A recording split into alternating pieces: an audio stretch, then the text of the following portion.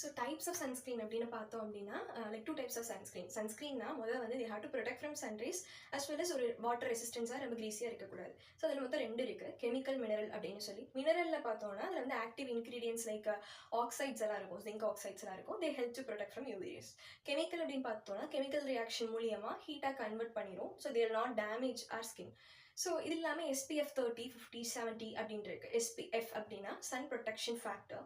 So sun protection ஃபேக்டர்னா அந்த 30, 50, 70னா எவ்வளோ ரேஞ்ச் ஆஃப் யூவி ரேஸ் அதனால் ப்ரொடெக்ட் பண்ண முடியுமோ அதோட கவுண்ட் தான் அது. ஸோ 30 பார்த்தோன்னா ஒரு 96%, 50 பார்த்தோன்னா ஒரு 98%, 70 பார்த்தோன்னா ரொம்ப ஸ்கின் டிசீஸ் இருக்க பேஷண்ட்ஸ்க்கு தான் அது யூஸ் பண்ணுவாங்க.